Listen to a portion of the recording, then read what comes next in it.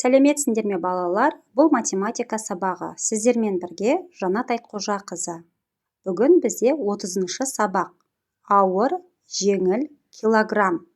Бүгінгі сабақта массаның өлшем бірлігі килограммен танысасың.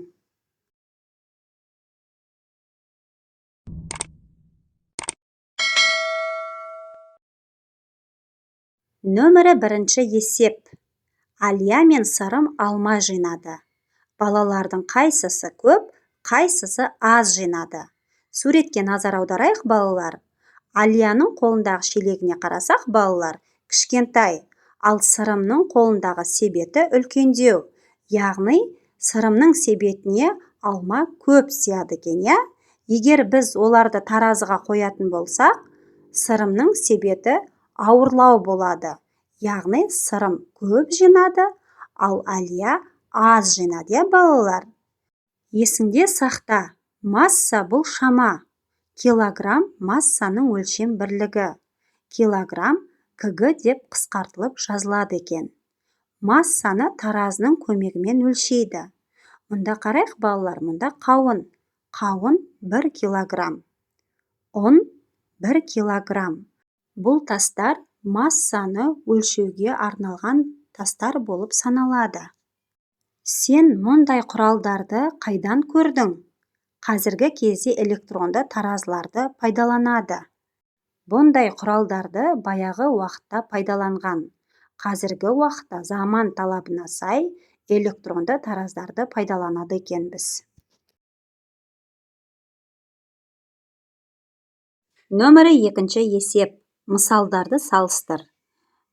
Мысалы, балалар, мұнда қарайтын болсақ, 3 килограмм 5 килограммнан кем.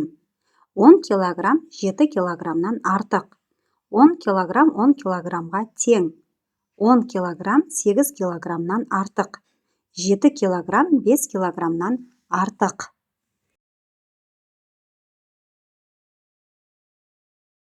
Нөмірі 3-ші есеп. Заттардың суретін массаларының өсу ретіне қарай геометриялық фигуралардың көмегімен сал.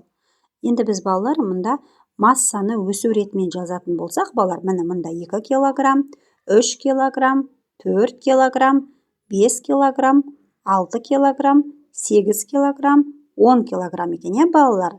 Енді осылардың астында өзінің геометриялық фигуралар тұр екен, иә? Мұнда мысалға 2 килограммның астына қарайтын болсақ, сопақша, қызғылт сары екен, иә? 3 килограммдікіне қарайтын болсақ, жасыл дөңгелек екен.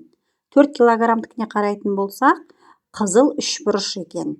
5 килограммның фигурасына қарайтын болсақ, сары дөңгелек. 6 килограммның фигурасына қарайтын болсақ, тік төртбұрышты жасыл екен.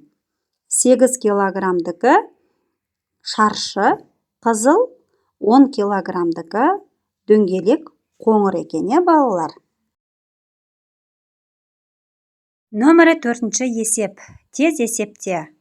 1-ге 2-ні қосатын болсақ 3, 3-тен 1-ді азайтатын болсақ 2, 2-ден 1-ді азайтатын болсақ 1, 1-ге 3-ті қосатын болсақ 4, 4-тен 2-ні азайтатын болсақ 2, 2-ге 2-ні қосатын болсақ 4, 4-ге 1-ді қосатын болсақ 5 екен, балалар. Осымен, балалар, бүгінгі сабағымыз аяқталды. Келесі сабақта кездескенше.